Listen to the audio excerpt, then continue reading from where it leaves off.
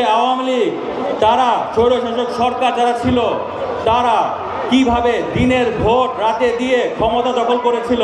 বিএনপির ভারপ্রাপ্ত চেয়ারম্যান জনাব তারেক রহমান জনগণকে সাথে নিয়ে আন্দোলন শুরু করলো, সংগ্রাম শুরু করলো বাক স্বাধীনতার জন্য, গণতন্ত্রের জন্য, ভোটাধিকারের জন্য, মানবাধিকারের জন্য।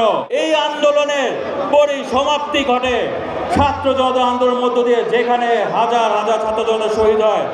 আমাদের রিয়াজ শহীদ হয়েছে, যেখানে নারী, শিশু, বাচ্চা, ছোট শিশু থেকে শুরু করে বিভিন্ন পেশাজীবী মানুষ শহীদ হয়েছে।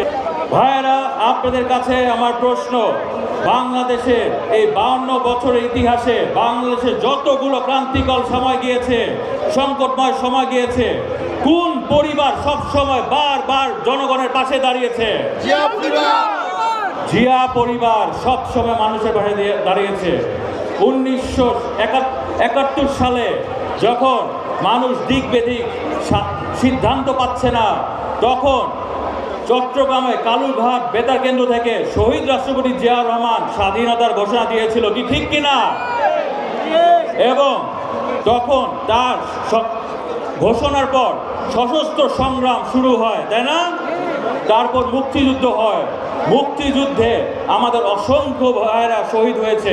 30 লক্ষ শহীদ, 2 লক্ষ মা বোনের ইজ্জতের বিনিময় আমরা পেয়েছি স্বাধীনতা।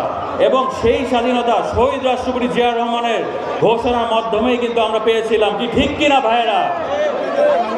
তারপর বিএনপি যখন ক্ষমতায়, তখন স্বৈরশাসক এরশাদ অস্ত্রের জোরে ক্ষমতা দখল করে, তখন গণতন্ত্র বিপন্ন হয়।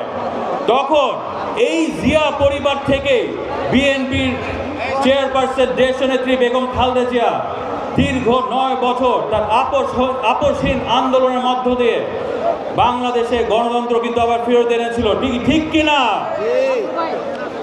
তখন আপনারা জানেন অনেকে শহীদ হয়েছে, ডক্টর মিলন শহীদ হয়েছে, জিহাদ শহীদ হয়েছে, নূর হোসেন শহীদ হয়েছে, এইভাবে অনেকেই শহীদ হয়েছিল গণতন্ত্র পুনরুদ্ধার করার জন্য।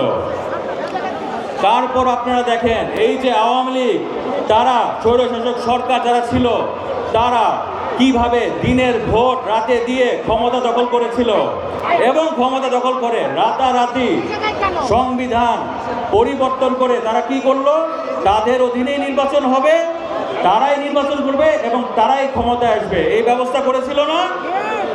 তখন যখন বাংলাদেশে গণতন্ত্র নিয়ে গিয়েছিল, বাক স্বাধীনতা নিয়ে গিয়েছিল, ভোটাধিকার নিয়ে গিয়েছিল, মানবাধিকার ছিল না, বিএনপির ভারপ্রাপ্ত চেয়ারম্যান জনাব তারেক রহমান জনগণকে সাথে নিয়ে আন্দোলন শুরু করলো, সংগ্রাম শুরু করলো বাক স্বাধীনতার জন্য, গণতন্ত্রের জন্য, ভোটাধিকারের জন্য, মানবাধিকারের জন্য। এবং সেই আন্দোলনে আপনারা জানেন যে আমাদের নেতা জনাব ইলিয়াস আলী গুম হয়, আমাদের নেতা জনাব চৌধুরী আলম গুম হয়, ছাত্র নেতা সুমন গুম হয়, এইভাবে অসংখ্য আমাদের নেতাকর্মী গুম খুন হয়েছে। তাদের সবার আত্মার মাগফিরাত কামনা করছি এবং তাদের প্রতি শ্রদ্ধা জানাচ্ছি আমি।